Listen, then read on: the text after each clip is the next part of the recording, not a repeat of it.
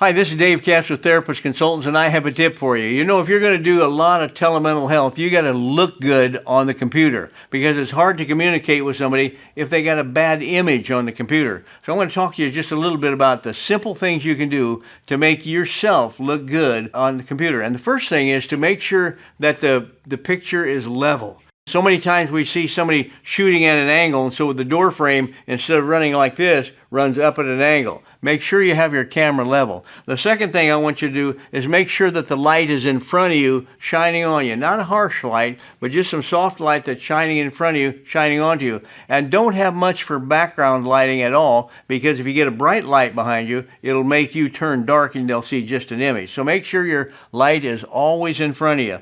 The third thing, that's the third thing, don't have any light behind you. The fourth thing I think is very important, and that is don't shoot just from the neck up. That's one of my pet peeves. I see so many therapists doing tele-mental health, and they shoot right from here.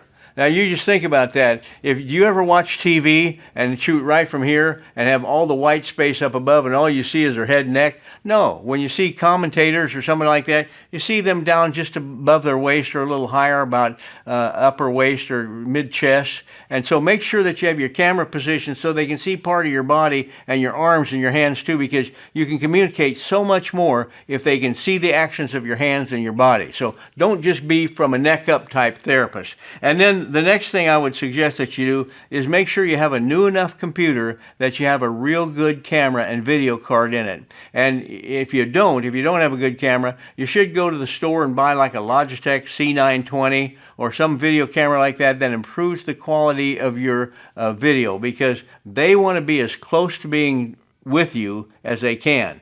And then, of course, you're going to be on the computer, but the liver you look, the better you're going to be. The next thing I would suggest you do is be the right distance from the camera. The farther away you are in distance from the camera, the more it will feel like you're not connected with them. So if I were shooting this and we were shooting clear across the studio, you'd see me a long ways away. It wouldn't be very interesting.